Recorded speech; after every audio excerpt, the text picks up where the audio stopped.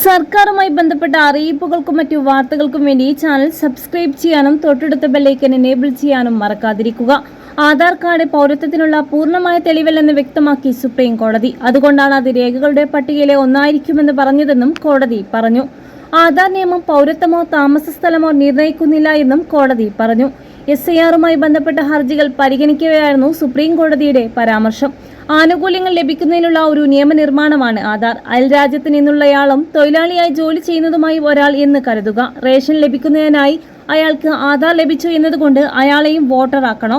Chief justice ചോദിച്ചു. Voter പട്ടികയിൽ ഉൾപ്പെടുത്തിയെന്നതായി പൂരിപ്പിക്കുന്ന form 6 അപേക്ഷയ്ക്കൊപ്പം സമർപ്പിക്കുന്ന രേഖകളുടെ കൃത്യത നിർണ്ണയിക്കാൻ തിരഞ്ഞെടുപ്പ് കമ്മീഷന് അധികാരമുണ്ടെന്നും കോടതി പറഞ്ഞു.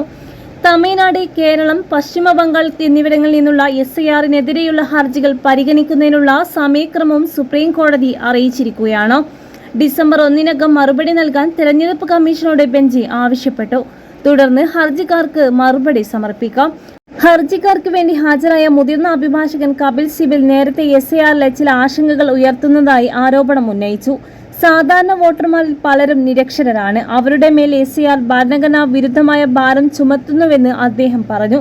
ഫോമുകൾ പൂരിപ്പിക്കുന്നത് വോട്ടർമാരുടെ ഉത്തരവാദിത്തമല്ല. വളരെയധികം പേർ നിരക്ഷരരാണ്.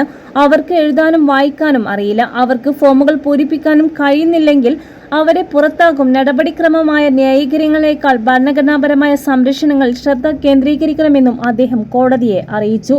ഒരിക്കൽ വോട്ടർ പട്ടികയിൽ പേര് ഉൾപ്പെടുത്തി കഴിഞ്ഞാൽ സംസ്ഥാനം എതിർത്തില്ലെങ്കിൽ സാധുത അനുമാനം പിന്തുടരുമെന്ന് അദ്ദേഹം പറഞ്ഞു. ആധാർ പൗരത്വത്തിന് നിർണായകമായില്ലെങ്കിലും അത് ഉടമയ്ക്ക് അനുകൂലമായ ഒരു രേഖയാണെന്ന് കപിൽ സിബൽ വാദിച്ചു. ആധാറിൽ ഒരാളെ ഒഴിവാക്കണമെങ്കിൽ വ്യക്തമായ കാരണം കാണിക്കണമെന്നും അദ്ദേഹം പറഞ്ഞു.